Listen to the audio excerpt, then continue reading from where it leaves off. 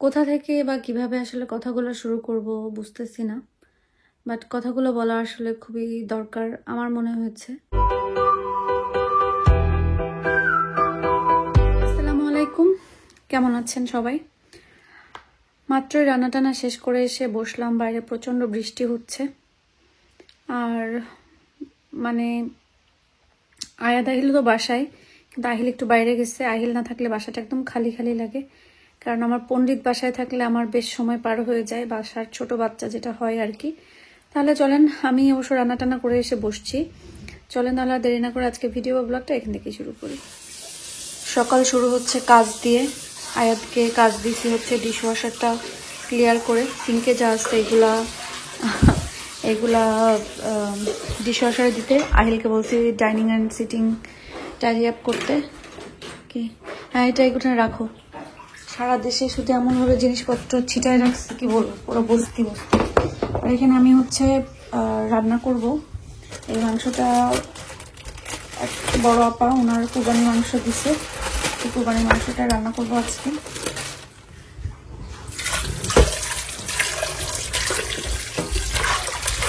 কুরবানির মাংস যেভাবেই রান্না করা হোক না কেন, আসলে সেরকম মজা লাগে। আমি ভালো করে মাংসটা ধুয়ে নিই।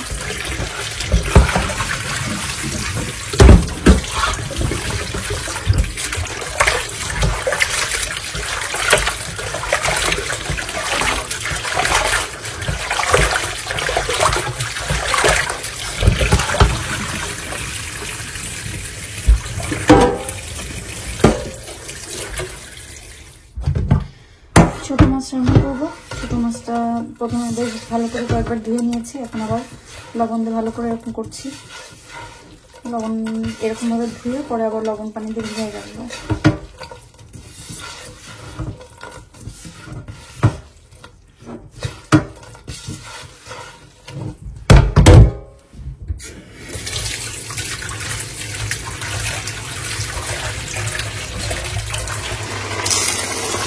মাংসটা বসায় দিয়েছি।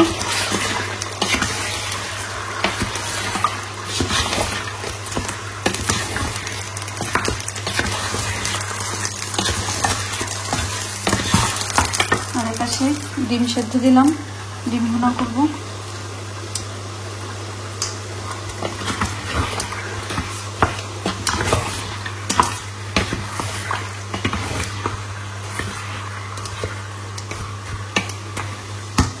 আজকে আমরা মা ছেলে মিলে রান্নাবাড়া করছি, কাজ করছি।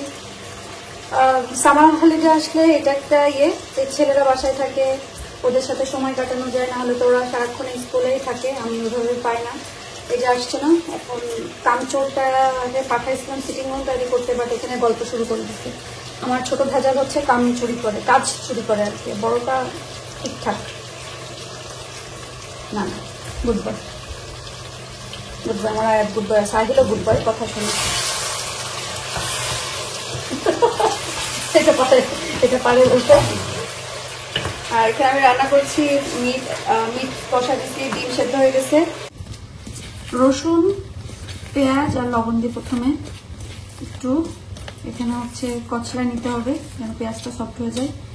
এরপরে আমি সব মশলা দিয়েছি, জিরা, ধনিয়া, হলুদ, মরিচ সবকিছু দিয়ে একদম আলতোভাবে মাছগুলাকে মাখাতে হবে, কারণ ছোট মাছ তো একেবারেই নরম থাকে। কাঁচামরিচ একটু পরে দিব, কাঁচামরিচ এখনই দিব না, আমার হাত জলে যদি। পুঁইশাকের পাতাগুলো দিয়ে দিই একবারে, কারণ পরে দেওয়ার কিছু নেই, একসাথেই হয়ে যায়। ছোট মাছ এই জন্য একসাথে মাখাই ফেলি।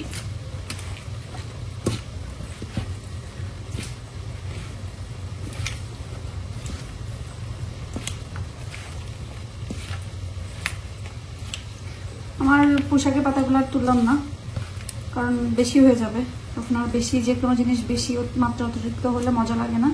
এখন আমি একটু জাস্ট হাত ধোয়া পানি দিয়ে দিব। আর তাছাড়া কিন্তু মাছ থেকে, পুঁইশাক থেকে, সবকিছু থেকে অনেক বেশি পানি দেয়। আহিলও হেল্প করে, আহিল এখানে ডিম ছুলে দিচ্ছে আমাকে। আহিল, তুমি হেল্প করছো মাকে? পুরা হলিডেতে তোমরা দুই ভাই মাকে হেল্প করবা কাজে। রান্নাবাড়া শেষ করলাম, বাইরে কাপড়ও দিয়েছিলাম, ওয়াশিং মেশিনে যে এতগুলো কাপড়, কিন্তু বৃষ্টি আসছে।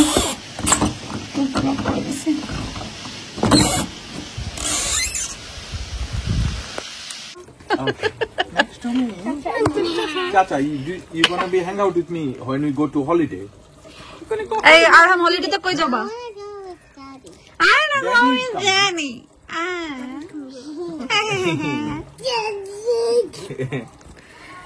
খানো মুড়ি মাখা। না বাচ্চা কিন্তু এবার মাছ উঠলে কেউ অসুবিধা নেই। গুকি তো মুড়ির গুঁড়া দিলে শুনি লগে থাকবে নাকি তোর মনে হয় এক বল মাছ? এটা আইয়া দাইলে নো আর একটু ব্যাকে দাও, এখানেই দাও, হ্যাঁ এখানে দাও। এই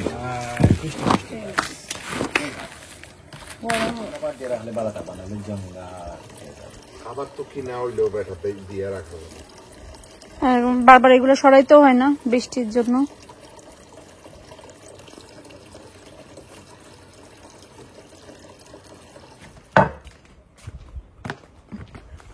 আজ কয়েকদিন আমাদের এখানকার ওয়েদারটা অত বেশি ভালো না, রোদ হয় না, এই জন্য এটা অফ করে রেখে যাই। আর যেহেতু হঠাৎ করে বৃষ্টি চলে আসে, এই কাভারটা তো নিয়ে আসছি, এই জন্য এটা লাগাই দিলে আর বারবার ওইটার ভিতর থেকে কুশন টুশন যা আছে সব নিয়ে রাখতে হবে না। যখন বসার ইচ্ছা হবে চেনটা খুলে এটা সরাই রেখে বসতে পারবো।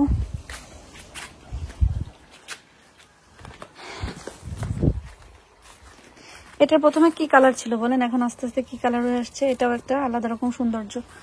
এখানে এই যে আরো বের হচ্ছে ডালপালা, গাছটা মশলা দিলে বড় হচ্ছে আস্তে আস্তে। আর সাদাটা তো আমি সব কেটে দিছিলাম, ফুল যা ছিল, এখন আবার নতুন করে পাতা বেরোচ্ছে। ওটা ওরকমই থাকবে, ওটা কাটবো না, ওটা ওইভাবেই থাক, কারণ আর কয়েকদিনই বা সামার দিবে। বাট মশলা এটা যে ফুল ফুটতেছে, ফুল ফুটলে এটাতে তো কিছু একটা দিতে হবে, নাহলে দুলে পড়ে যাবে, দুলে পড়ে যাবে।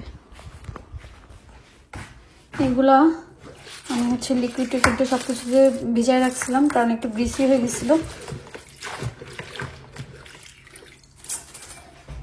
এবার এগুলো এখান থেকে উঠাবো, আরো একটু ভিজানো থাকুক, কারণ এখনো সেই গ্রিসি ভাবটা যায়নি।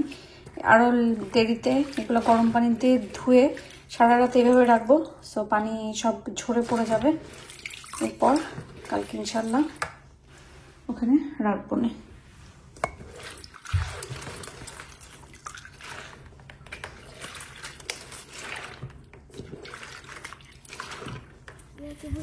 মাগরিব পড়ে আমি আয়া দাহিল একটু বাইরে হাঁটতে বের হয়েছি।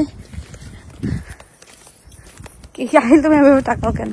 আহিলকে শাওয়ার করালাম, আহিল আয়াত সব নামাজ পড়লো, আমরা সব নামাজ পড়ে এখন আমাদের মাগরিব হয়ে গেছে। এমনি একটু হেঁটে আসি, আর মা একটু এই যে এটা নুপুর আন্টির দিতে যাবো, ভাই পড়না হচ্ছে। আর একটা মানি তোমার কাছে আয়াত, ওকে। আর মিল্ক শেষ, মিল্ক নিতে হবে। হঠাৎ আমি বলতেছি কি আমার ভিডিও ফোন কই, ওটা আমি তো ভিডিও করতেছি। ও মাই গড, মাথা গেছে একদম আমার। কোথা থেকে বা কিভাবে আসলে কথাগুলো শুরু করব বুঝতেছি না, বাট কথাগুলো বলা আসলে খুবই দরকার আমার মনে হয়েছে।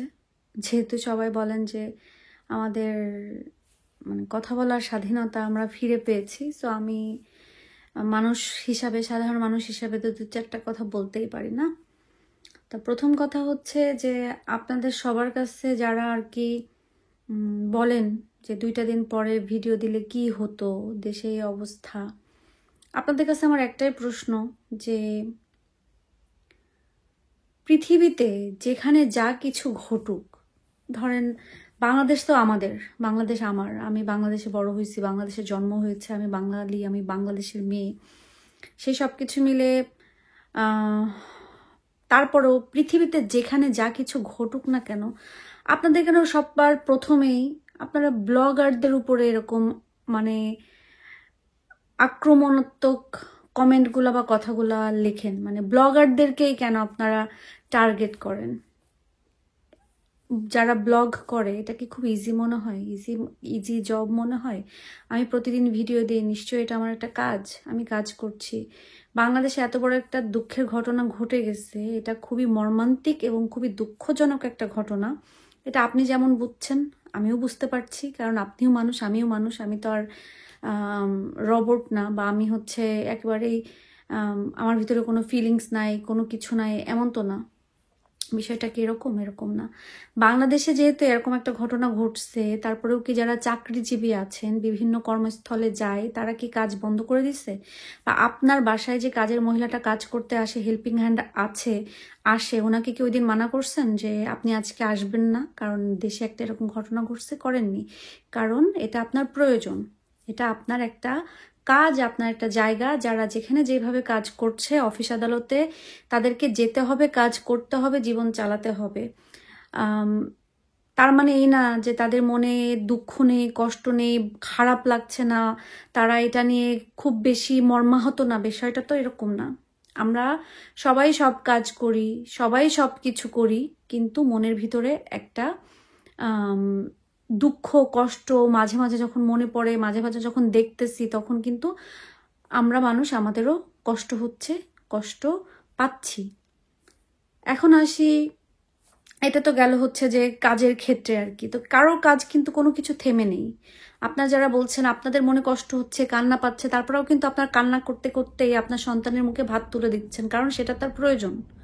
এমন না আপনি সবকিছু ছেড়ে ছুড়ে দিয়ে জাস্ট শুধু বসে কাঁদতেছেন, বিষয়টাও তো এরকম না। তা আমাদের ক্ষেত্রে বা আমার ক্ষেত্রেও সেম হবে। আমি সব করছি বাট মন খারাপ। আমি দূর থেকে কি করতে পারি? এটা তো বন্যা না যে আমি টাকা দিয়ে হেল্প করব। এটা তো এমন কোনো মর্মান্তিক অনেক মর্মান্তিক একটা ঘটনা, কিন্তু হেল্প করা যেমন টাকা পয়সা দিয়ে হেল্প করার মতন তো ঘটনা না যে আমি টাকা দিয়ে হেল্প করব। এখানে তো আমি দোয়া ছাড়া কিছু করতে পারবো না। আর আমি যদি প্যানিক অ্যাটাক করে পড়ে থাকি, তাহলে পরিমণির মতন তো আমি না। পরিমণি নায়িকা, তার আশেপাশে 10-12 জন আছে, নিউজের পর নিউজ হচ্ছে, বাট আমি প্যানিক অ্যাটাক করে পড়ে থাকলে আমার সন্তান, সংসার, আমি, আমার সব কিছু আমাকেই সামলাতে হবে। এই যে আমি প্যানিক অ্যাটাক করে পড়ে থাকবো, ওই নিজেকেও নিজে সামলাইতে হবে। প্রবাস জীবনটা হচ্ছে এরকমই। তো মানুষের যতই মন খারাপ হোক, যা কিছু হোক, আমরা কাজ, জীবন সবকিছু চালাই যেতে হবে। সবাই যেরকম অফিস আদালতে যায়, তাদের এটা একটা কাজ। আমরা যারা আর কি অনলাইন প্ল্যাটফর্মে কাজ করছি, ব্লগ করছি, এটাও আমাদের একটা কাজ। কারণ আপনারা ছাড়াও, মানে বাংলাদেশে ছাড়াও ধরেন আমার আরো অন্য জায়গার অডিয়েন্স আছে। আমি বাঙালি হয়ে আমার যতটা ফিল হবে, অন্য কারোর সেই ধরনের অনেক ফিল নাও হতে পারে, হবেও না।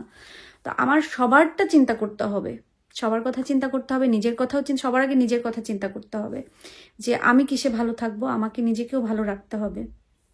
কথা হলো এটা যে কিছু হইলেই ব্লগারদেরকে টার্গেট করে এ ধরনের কথা বলবেন না, কারণ এটা তাদের একটা কাজ, এটা তাদের একটা জব। প্রত্যেকের যেরকম প্রত্যেকদিন সকালে উঠে একটা জবের চিন্তা থাকে, আমাদেরও এটা হচ্ছে একটা জবের মতন। আমি ইউটিউবে বলেন, ফেসবুকে দিয়ে বলেন, আমি ভিডিও দিচ্ছি, আমি আর্ন করতেছি, দ্যাট মিনস এটা আমার জব, এটা আমাকে করতে হবে, আমি করব। তার মানে এই না যে আমি কষ্ট পাচ্ছি না। অবশ্যই আমার কষ্ট লাগছে, আমি কষ্ট পাচ্ছি, আমি কান্না করছি। এবার আসি কান্নার বিষয়ে। আপনারা গতকালকের ভিডিও আমাকে বলেছেন যে আমি তো একটু কান্নাও করলাম না, কথায় কথায় তো অনেক কান্না করি, আমি তো এটা নিয়ে কিছু বললাম না। এই আপনাদের কথায় আমি বলি, আপনাদের কথা এটা বলবো যে আমি যখন কান্না করি, ওটা আমার পার্সোনাল ইস্যু নিয়ে, আমার মন খারাপ, আমার আব্বুর জন্য, আমার দেশের জন্য, আমার ফ্যামিলি নিয়ে যখন আমি কান্না করি, এটা হচ্ছে একান্ত আমার পার্সোনাল ব্যাপার নিয়ে আমি কান্না করি, আমার ব্যাপার নিয়ে আমি কান্না করি। সেখানে অন্য কাউকে মানে মিন করে কান্না করি না যে আমাকে 10 জন এসে 10 কথা শোনায় যাবে। কিন্তু গতকালকের বা এর আগের দিন যে মর্মান্তিক ঘটনাটা ঘটেছে, সেটা নিয়ে যদি আমি কান্না করে একটা ভিডিও দিতাম, এই আপনারা এসে বলতেন যে এখন আপনি কান্না করে আসছেন সিম্প্যাথি নিতে, আপনি মানুষের কাছ থেকে সহানুভূতি পাওয়ার জন্য। এই ব্লগাররা এরকমই, আপনি নিজেকে সফট কর্নার, নিজের একটা ভিউ কামানোর জন্য আপনি কান্না করে একটা ভিডিও দিচ্ছেন, আপনি এটা বানাচ্ছেন, ওটা বানাচ্ছেন। ওটা দিলে আমি এই কথা শুনতাম, কান্না করে, খুব স্যাড হয়ে। কান্না করে দেইনি, তারপরেও কিন্তু কথা শুনছি। তা আমাদের প্রবলেমটা হলো এটাই, সেটা হচ্ছে আমরা আসলে অন্যকে বলতে অনেক বেশি পছন্দ করি, কিন্তু এটা আমরা বুঝি না যে আমরা কি বলছি, কেন বলছি, আর আমি আসলে এত বেশি বাস্তবতার ভিতর দিয়ে গেছি, আমার কাছে ইমোশনের জায়গাটা অবশ্যই আছে, কারণ আমি যেহেতু মানুষ আর আমি খুবই ইমোশনাল একটা মানুষ। সো তারপর আমি এত বাস্তব জিনিসের ভিতর দিয়ে গেছি, আমার কাছে যে কোনো জিনিস চিন্তা করতে গেলে আমি আবেগের আগে বিবেক দিয়ে কাজ করি বেশি। যে আবেগ দিয়ে তো আর জীবন চলবে না। একটা জিনিস আমি আবেগ দিয়ে করতে গেলে জীবন চলবে না, বিবেকটা খাটাতে হবে। তা আপনারা যখন আসলে একটা কোনো কথা বলেন বা কোনো কিছু লেখেন, অবশ্যই বলার আগে আমি জানি যে আপনারাও অনেক ইমোশনাল থাকেন, হয়তোবা ওই কষ্ট থেকে অনেক কিছু লিখে ফেলেন, বাট লেখার আগে অনেক কিছু ভেবেচিন্তে লেখা উচিত, বলা উচিত। শুধুমাত্র যে আমার ক্ষেত্রে বলতেছি তা না, আমি সবার ক্ষেত্রেই বলবো। কারণ আমরা কোনো কিছু বলার আগে চিন্তা করা উচিত যে কথাটা একটা মানুষকে কেমন ভাবে আঘাত করতে পারে। আপনারা এমন ভাবে বলছেন যে তার মানে একজন বলছে যে আপনার কি সন্তান নাই, আপনি কি আমার ভিডিও দেখেন না, আমার সন্তান আছে কি নেই, আপনি কি জানেন না আমার সন্তান আছে কি নেই? আর প্রত্যেকটা মা বাবার জন্য সন্তান কি রকম, এটা বাবার থেকে বরঞ্চ মার জন্য সন্তান কিরকম হতে পারে এটা কি আপনার ধারণা নাই বা আপনি জানেন না। আর আমার সন্তানদের কথা আমি বলবো, আমি যখন আমার বিয়ে হয়েছে আমি তখন কত বছর, আমার 17 বছর, 17 এরকম টাইমে বিয়ে হয়েছে। আমার ছেলে আমার 25-এর ভিতরে, আমার মানে 24-25-এর ভিতরে আমার 2 ছেলে হয়ে গেছে। এদেরকে ওই বয়সে আমি একা হাতে, বিদেশ বাড়িতে আমি একা হাতে মানুষ করছি। আমি ওদেরকে পালছি, পুচ্ছি, আমি রাতে ঘুমাইনি, আমার ঘুম হয়নি। ডিপ্রেশনকে জিনিস, এখন তো মানুষ ডিপ্রেশনের কথা, বাচ্চা পালার কথা, বাচ্চা এইভাবে না ওইভাবে, এরকম না ওরকম, হাজার ধরনের আর্টিকেল, হাজার ধরনের জিনিস অনলাইনে পাওয়া যায়। বাট আমি যেই সময় এরকম হয়েছি তখন এতটা এরকম ছিল না। ছিল হয়তো বা আমি এরকম অ্যাক্টিভ ছিলাম না বা আমি এরকম ছিলাম না, বাট অনলাইন জগৎটাতে এরকম ছিল না। আমি একা হাতে বহুত কষ্ট করে আমার সন্তান মানুষ করছি। সো আমি জানি যে সন্তানের কোনো কিছু হইলে কষ্টটা কেমন। তার মানে তো এই না যে আমি আমি এখন মানে কি করব, যে সবকিছু ছেড়ে ছুড়ে দিয়ে আমি এখন শুধু চিন্তাই করব, কান্নাই করব। আপনারা যে বলেন যেদিন আমার আব্বু মারা গেছে, আব্বু যেদিন আমার বাবা মারা যায় মানে তো বুঝেন, সন্তান, আমিও তো সন্তান। আমার আব্বু যেদিন মারা গেছে সেদিন আমার প্রচন্ড জ্বর, আমার অনেক জ্বর। আমার আয়াদ তখন, আহিল নাই, আয়াদ তখন, আয়াদেরও জ্বর, আমার জ্বর। তারপরেও বাসায় মেহমান, কিন্তু আমি ওই দিন নিজ হাতে রান্না করে, কারণ আমার সন্তানের জন্য আমাকে রান্না করতে হবে। ও ছোট মানুষ, ও তো কিছু বোঝে না, ও তো বোঝে না, কারণ ওর পেট ভরতে হবে, ওকে খাওয়াতে হবে। তো আমি তখন আমার ইমোশনটা বা আমার আবেগটা না লাগে, আমার তখন বিবেক কাজ করাইতে হয়েছে। তো আমি তখন নিজ হাতে ও যেটা পছন্দ করে বাচ্চার জন্য আমি কষ্ট করে কানতে কানতে আমি রান্না করছি, ওকে খাওয়াইছি, মেহমান ছিল মেহমানদেরকেও দিছি। তো এই যে জিনিসগুলা তখন কি আমার এই ইমোশনটা কেউ বুঝছে না? আমি কোনো কিছু করতে পারছি না, দেশের থেকে কেউ এসে আমাকে হেল্প করতে পারে নাই। তো আসলে আমরা যখন সবারই উচিত, আমারও উচিত, যখন কাউকে কোনো কিছু বলা, কোনো কিছু একটা করা, তখন ভেবে চিন্তে মানে বুঝে বলা, বুঝে করা, যেন মানুষটা কষ্ট না পায়। তো এই হলো আজকের আমার কথা ছিল। আর গতকালকে আপনারা ভিডিও দেখেছেন, ওইখানে অনেকেই আবার এটা বলছেন আমি কি করতে পারি। আসলে আমরা প্রবাসীরা দোয়া ছাড়া তো আসলে কিছু করতে পারবো না। 2-4টা ফেসবুকে পোস্ট দিলাম, কয়েকটা ভিডিও এই জায়গায় ওই জায়গায় আসছে, 2-1টা ভিডিও শেয়ার করলাম, তার মানেই তো এই না যে আমি ফিল করছি না, আমি দোয়া করছি না, ওদের প্রতি আমার কোনো আমার কোনো সহানুভূতি নাই বা আমি কষ্ট পাচ্ছি না। বিষয়টা তো এরকম না। আমি কি শেয়ার করলে বা আমি ভিডিও অফ করে দিয়ে হাই হুই হুই করলেই কি আমার কষ্টটা প্রকাশ হতো? বিষয়টা তো তা না। আপনি নামাজ পড়েন, আল্লাহর কাছে দোয়া করেন, যে বাচ্চাগুলো মারা গেছে তাদের জন্য দোয়া করেন, সেই ফ্যামিলির, কারণ ওই ফ্যামিলির কষ্ট আমরা কেউই উপলব্ধি করতে পারবো না। আমি মা, আপনি মা, আরো 10 জন মা, কিন্তু আমরা হয়তো ওই ফিলটা নিতে 100-এর ভিতরে হয়তো 50%ও পারবো না, যে একজন সন্তান চলে গেলে কেমন কষ্ট লাগে। চিন্তা করলেই বুকের ভিতরে একদম ভাঙচুর হয়ে যায়। সেখানে তারা সন্তান হারাইছে। সো উনাদের ফিল আমরা কখনো নিতেই পারবো না, উনাদের ধারের কাছেও আমরা যাইতেও পারবো না। আল্লাহ মাফও করুক, কাউকে যেন এই কষ্ট, এই জিনিস না দেয়, একেবারেই না দেয়। আল্লাহ সবাইকে সহি সালামতে রাখুক, বিপদের থেকে রক্ষা করুক। এটুকু ছাড়া, এই দোয়া ছাড়া আল্লাহর কাছে আমরা আসলে কিছুই করতে পারবো না। তো এই জন্য আমি খুব সুন্দরভাবে বললাম, বুঝাই বললাম যে কোনো কিছু হইলেই, পৃথিবীর যে কোনো প্রান্তে যে কোনো কিছু হইলেই আসলে ব্লগারদেরকে অ্যাটাক করেন না। কারণ এখানে তারা আসে কি এমনি এমনি, কেউ কখনো এমনি কোনো কিছু করে না। আমার মানে আমি যদি এখান থেকে একটা কোনো আমার যদি এটা জব না হয়, এখান থেকে যদি আমি কোনো আর্ন না করতে পারি, তাহলে আমি কেন প্রতিদিন ভিডিও দিব? একটা ভিডিও বানাতে, একটা ব্লগ বা একটা ভিডিও জিনিস করতে কত কষ্ট হয় একদিন করে দেখবেন। এটা এমনি এমনি হয় না, এটার পিছনে শ্রম দিতে হয়। আমার সারাটা দিন চলে যায় এটার পিছনে। অনেক সময় আমার শরীর খারাপ থাকে, বাট তারপরে আপনাদের জন্য আমার কিছু না কিছু একটা বানাতে হয়, নাহলে তো আমি সারাদিন শুয়ে থাকার ভিডিও তো আর করা যায় না। সো যখন আপনি একটা জায়গায় চলে আসবেন, এটা একটা জবের মতন, এটা আমার একটা কাজ, এটা আমার একটা জব। প্রতিদিন সকালে সবাই যখন যেরকম উঠে অফিস আদালতে যায়, আপনার বাসায় হেল্পিং হ্যান্ড আসে, এটাও আমার একটা জব, এটা আমার একটা কাজ। আমার প্রতিদিন আমাকে একটা ভিডিও দিতে হবে, কারণ এটা থেকে আমার মানে আমার একটা ইনকাম আসে, যেটা একান্তই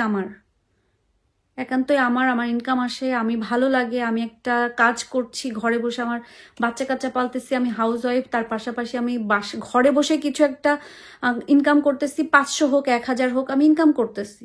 এটাই আমার সব থেকে খুশির ব্যাপার। তো এই জন্য বলবো যে অনেক কিছু আছে যে একটু যদি চিন্তা করে ভেবে চিন্তে বলেন, এটা ভালো হয়।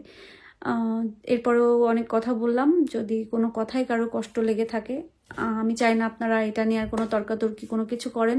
আমার মনে হয়েছে যেটা বলা উচিত, আমার চ্যানেল, আমার ইউটিউব বা আমার ফেসবুক বা আমার মানে আমার জায়গা এটা, ভালো লাগা ভালোবাসার জায়গা এটা। সো আমি চাইলে একটু কথা তো বলতেই পারি। তারপরেও যদি কারো কোনো আমার কথায় কোনো খারাপ লেগে থাকে, যদি অযৌক্তিক মনে হয়, তাদের কাছে আমি দুঃখিত, খুবই দুঃখিত। বাট আমার মনে হয়েছে যে আমার যে কথাগুলো আপনাদেরকে বলা উচিত, এই জন্য আমি বললাম।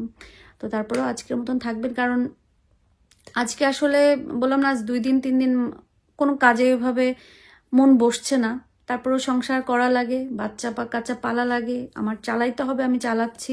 বাট ওই যে একটা স্পিরিট, ওই যে একটা খুশি, ওই যে একটা জিনিস নিয়ে একটা কাজ করা, ওটা আসলে হচ্ছে না। বাট তারপরেও যতটুকু পারি শেয়ার করার চেষ্টা করেছি। সবাই আজকের মতন ভালো থাকেন, সুস্থ থাকেন, আর দোয়া করি আল্লাহ আপনাদের সবাইকে ভালো রাখুক, সুস্থ রাখুক, আর অবশ্যই যে যেখানে আছে সবাইকে যেন নিরাপদে রাখে। আপনারাও দোয়া করেন আল্লাহ যেন সবাইকে ভালো রাখে, সুস্থ রাখে এবং নিরাপদে রাখে।